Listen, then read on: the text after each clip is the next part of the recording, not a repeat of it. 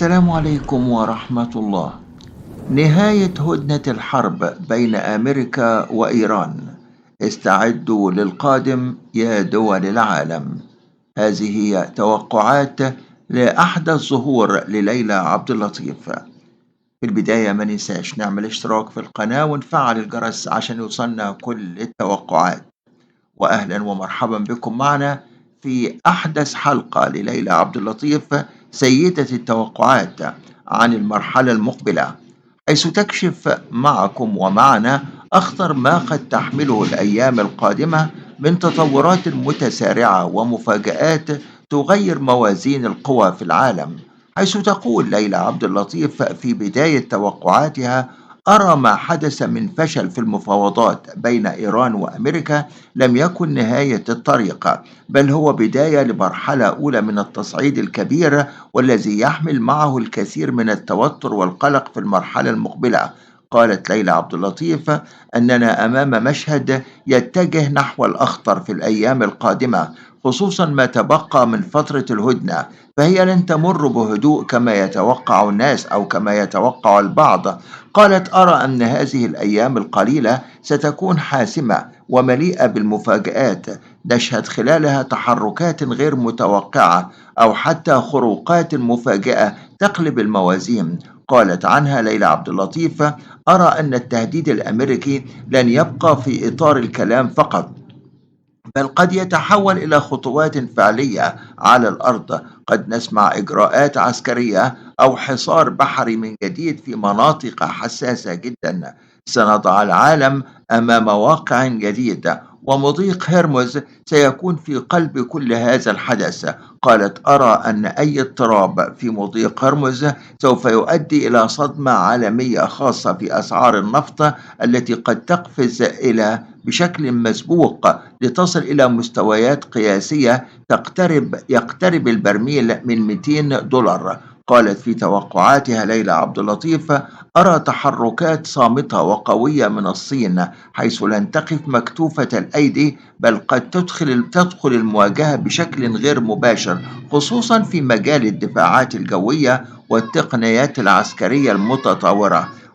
وكانت هذه الأزمة تمثل فرصة استراتيجية للصين لإضعاف النفوذ الأمريكي على الساحة الدولية، مما قد يؤدي إلى تغير تدريجي في موازين القوى العالمية.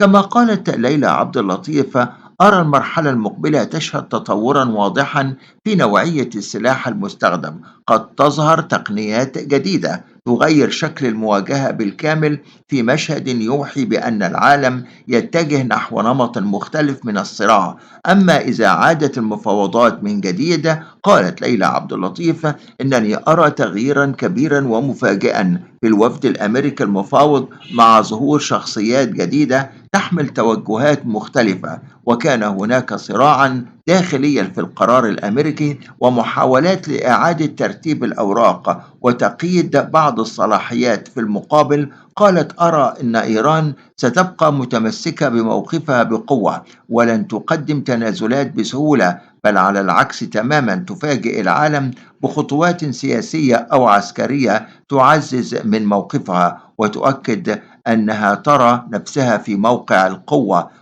قالت: أرى أن الساعات القادمة ستكون فاصلة وحساسة، أما أن نشهد عودة مفاجئة إلى طاولة المفاوضات بشروط، أو تكون هناك أمام نهاية للهدنة وبداية مرحلة جديدة أكثر خطورا وتعقيدا تؤثر على العالم بأسره. فاستعدوا، لأن القادم قد يكون مختلفا تماما عما عرفناه من قبل. قالت ليلى عبد اللطيف: أرى أن ما أعلن عن فرض حصار عن مضيق هرمز ليس مجرد تهديد عابر، بل هو بداية لخطوة تصعيدية أكثر خطورة في محاولة لفرض واقع جديد في المنطقة، قد يمنع حركة السفن أو يضعها أمام تصعيد مباشر، مما ينذر بمواجهة بحرية قد تشتعل في أي لحظة. قالت ليلى عبد اللطيف: أرى أن التوتر في هذا الممر لن يمر بسلام، بل قد نشهد احتكاكات مباشرة بين القطع البحرية مع احتمالات لعودة الاستهداف أو التصعيد المتبادل. أرى تحركات عسكرية أمريكية متسارعة خلال فترة الهدنة. كان هناك استعدادا لمرحلة قادمة أكبر، قد لا تقتصر على ضربات محدودة، بل ربما تتوسع إلى سيناريوهات لتشمل الهدنة دون اتفاق. قالت أيضا ليلى عبد اللطيف: أرى أن ما يحدث حاليا لا يؤثر فقط على أطراف الصراع، بل يدخل دولا أخرى في آسيا وإلى إعادة حساباتها. وكانت الثقة في الحماية الأمريكية بدأت تهتز، مما قد يفتح الباب لتحالفات أو تفاهمات جديدة لم نكن نتوقعها أو لم يكن يتوقعها أحد. في هذا السياق قالت: أرى تحركات غير تقليدية من بعض الأطراف.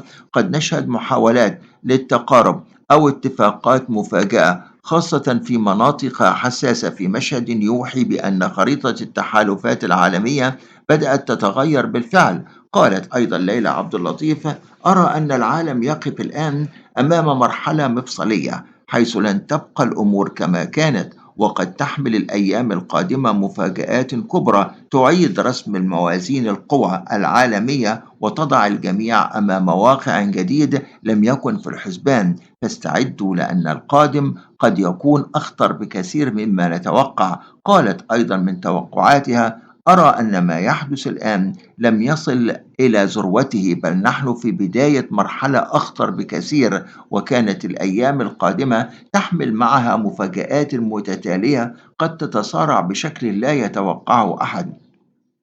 قالت ليلى عبد اللطيف في تنبؤاتها: أرى أن التوتر الحالي لن يبقى في إطار التصريحات أو التحركات المحدودة، بل قد نشهد تصعيدا مفاجئا وسريعا، خاصة في المناطق البحرية الحساسة. وكان هناك اختيار قوي حقيقي يجري على أرض الواقع. قالت: أرى أن الساعات أو الأيام القادمة قد تحمل حادثا مفاجئا. هذا الحادث قد يكون في البحر أو في الأجواء، يشعل الموقف بشكل أكبر، يجعل العودة إلى التهدئة أكثر صعوبة. كان هناك حدثا واحدا فقط يفصل المنطقة عن انفجار كبير. كما أرى أن التحركات العسكرية لن تتوقف، بل ستزداد بشكل ملحوظ، وكان الجميع يستعد لسيناريو مفتوح قد يتجاوز حدود التوقعات. قد نسمع عن دخول أطراف جديدة غير مباشرة، مما يزيد المشهد أكثر تعقيدا. قالت: أرى أن الاقتصاد العالمي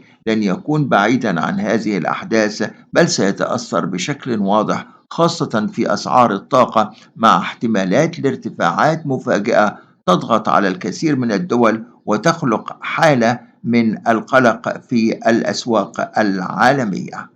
هذه بعض توقعات ليلى عبد اللطيف الخطيرة في آخر ظهور لها. تمنياتنا بالتوفيق. ما ننساش نعمل اشتراك في القناة ونفعل الجرس عشان يوصلنا كل التوقعات الجديدة.